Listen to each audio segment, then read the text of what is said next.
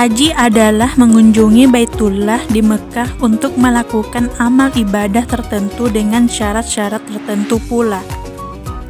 Ibadah haji merupakan salah satu dari rukun Islam, yakni pada rukun yang kelima yang wajib dikerjakan bagi setiap muslim yang mampu dan telah memenuhi syarat.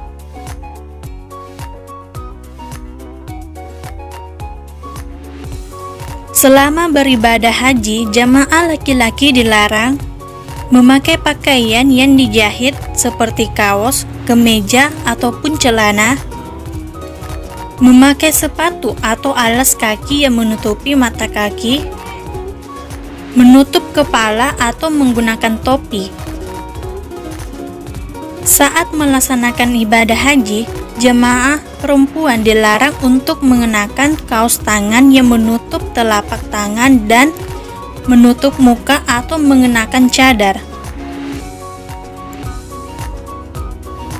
Memakai wangi-wangian kecuali yang dipakai sebelum memakai ihram, memotong kuku dan mencukur atau mencabut bulu badan, berburu, mengganggu, atau membunuh binatang dengan cara apapun, nikah, menikahkan, atau meminang wanita untuk dinikahi, bercumbu atau bersetubuh,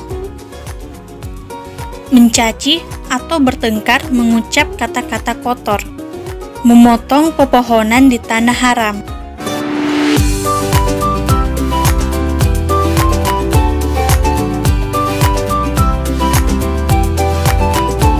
Tata cara haji yang pertama adalah dari persiapannya. Pakaian ihram bagi laki-laki berupa 2 lembar kain lebar untuk menutupi pundak dan bagian bawah panggul seperti layaknya sarung. Laki-laki dilarang mengenakan pakaian yang membentuk lekuk tubuh termasuk pakaian dalam. Sedangkan pakaian untuk perempuan memakai pakaian yang telah disyariatkan yang menutupi seluruh tubuhnya. Namun, tidak dibolehkan memakai cadar atau niqab juga sarung tangan. Hal ini telah dicontohkan istri Nabi Shallallahu Alaihi Wasallam, yaitu Aisyah radhiyallahu anhumah, yang tidak mengenakan cadar tetapi sesekali menutupi keseluruhan kepalanya jika ada lelaki yang memperhatikannya.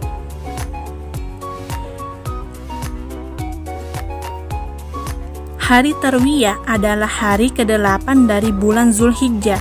Disebut demikian karena pada hari itu orang-orang mengenyangkan diri dengan minum air untuk persiapan ibadah selanjutnya. Dalam hari Tarwiyah ini disunahkan bagi orang yang menunaikan haji tamattu untuk melakukan ihram haji di miqat pada hari tersebut. Miqat merupakan tempat yang ditentukan Rasulullah Shallallahu Alaihi Wasallam untuk jamaah berucap ihram pertama bagi yang punya niatan haji ataupun umroh. Namun, miqat jamaah letaknya berbeda tergantung dari mana datangnya jamaah tersebut. Jika ada yang melewati miqat tanpa berihram dengan sengaja, wajib kembali lagi dan berihram dari tempat tersebut. Jika tidak, maka baginya dam atau denda dengan menyembelih 1 ekor kambing dan disalurkan pada orang-orang miskin di Mekah. Selanjutnya, mengucapkan niat ihram haji. Labbaik Allahumma hajja.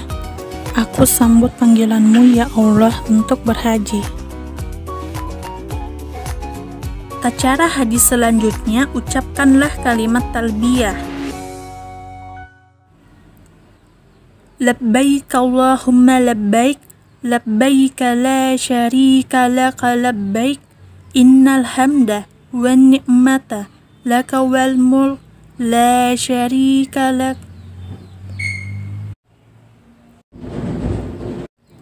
Aku penuhi panggilanmu ya Allah, aku penuhi panggilanmu, aku penuhi panggilanmu, tidak ada sekutu bagimu, aku penuhi panggilanmu.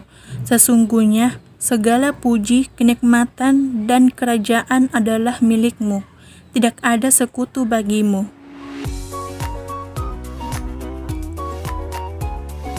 Demikian, terus mengumandangkan talbiyah dengan mengeraskan suara sampai melempar jumrah Aqabah pada hari nahar atau kurban.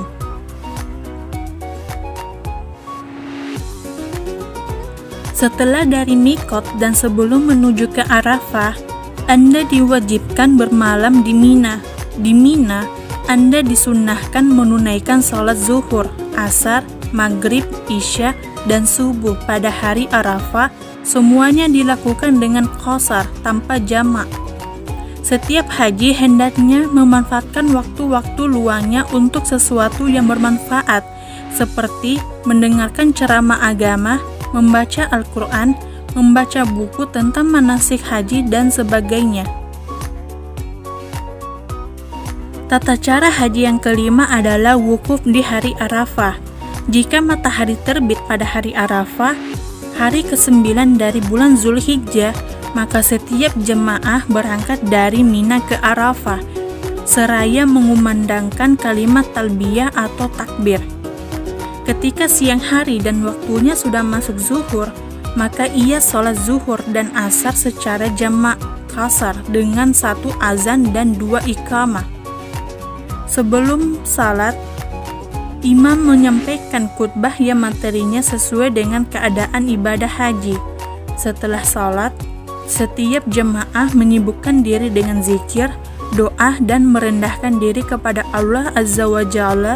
Sebaiknya berdoa dengan mengangkat kedua tangan dan menghadap kiblat sehingga terbenamnya matahari. Jika matahari telah tenggelam pada hari Arafah, maka para jamaah meninggalkan Arafah menuju Muzdalifah dengan tenang, diam, dan tidak berdesak-desakan. Jika telah sampai Muzdalifah, ia salat maghrib dan isya secara jamak qasar dengan 1 azan dan 2 iqamah. Jika ia takut akan lewatnya waktu, hendaknya ia salat maghrib dan isya di tempat mana saja meskipun di Arafah. Lalu ia bermalam di Muzdalifah hingga terbit fajar. Kemudian ia sholat subuh di awal waktunya, lalu menuju Masy'aril Haram, yaitu bukit yang berada di Muzdalifah. Jika pagi telah tampak sangat menguning sebelum terbit matahari, para jamaah berangkat menuju Mina dengan mengumandangkan talbiyah hingga melempar jumrah akabah. Pada hari ini, jamaah diwajibkan melempar jumrah akabah dengan 7 batu kerikil dan dengan secara berurutan. Cara melakukannya dengan mengangkat tangan dan mengucapkan takbir setiap kali melempar batu kerikil. Disunnahkan menghadap ke jumrah dan menjadikan Mekah berada di sebelah kiri dan Mina berada di sebelah kanan. Disunnahkan untuk segera menyembelih hadyu, sapi atau kambing, sebelum hari raya kurban. Orang yang tidak bisa menyembelih hadyu diwajibkan puasa 3 hari pada waktu haji dan 7 hari ketika mereka pulang kepada keluarganya.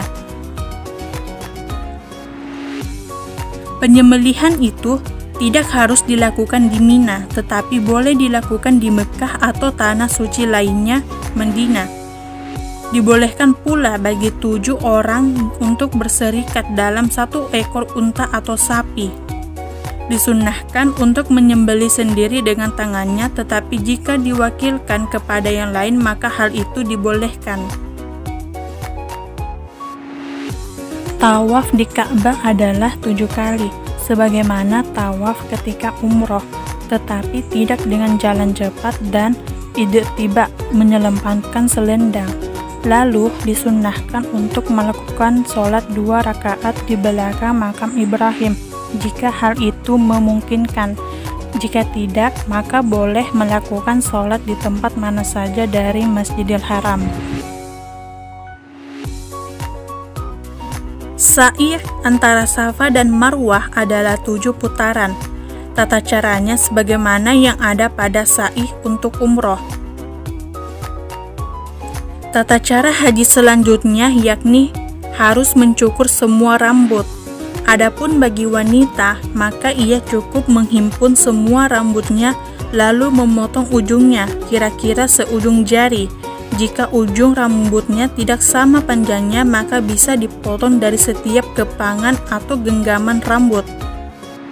Jika seorang jamaah telah melempar jumroh akabah dan mencukur atau menggunting rambut, maka ia telah tahallul awal. Artinya, boleh baginya melakukan segala sesuatu dari yang dilarang ketika ihram kecuali masalah wanita. Selain itu, disunnahkan baginya untuk membersihkan diri dan memakai wangi-wangian sebelum tawaf. Kemudian, jika ia telah melempar, mencukur atau menggunting rambut, tawaf dan sa'i, berarti ia telah tahallul tsani, maka dihalalkan baginya segala sesuatu hingga masalah wanita, yaitu hubungan suami istri. Tahapan selanjutnya ialah jamaah wajib bermalam di Mina pada malam-malam hari tasyrik, yakni malam ke-11 dan 12 bagi yang terburu-buru, serta malam ke-13 bagi yang mengakhirkan atau tetap tinggal. Jamaah wajib melempar jumrah pada hari-hari tasyrik. Caranya, setiap jamaah melempar ketiga jumrah, ula, wusta, aqabah pada setiap hari dari di hari-hari tasyrik setelah zuhur atau tergelincirnya matahari, yakni dengan 7 batu kerikil secara berurutan untuk masing-masing jumrah, dan hendaknya bertakbir setiap kali melempar. Total jumlah batu kerikil yang wajib ia lemparkan setiap harinya adalah 21 batu kerikil. Tata cara haji yang terakhir adalah tawaf wada. Ketika hendak meninggalkan Mekah, wajib melakukan tawaf wada sebanyak 7 kali putaran setelah disunnahkan sholat 2 rakaat di belakang makam Ibrahim. Namun, bagi perempuan yang sedang haid atau nifas tidak diwajibkan melakukan tawaf wada. Dengan demikian selesailah pekerjaan-pekerjaan hajinya.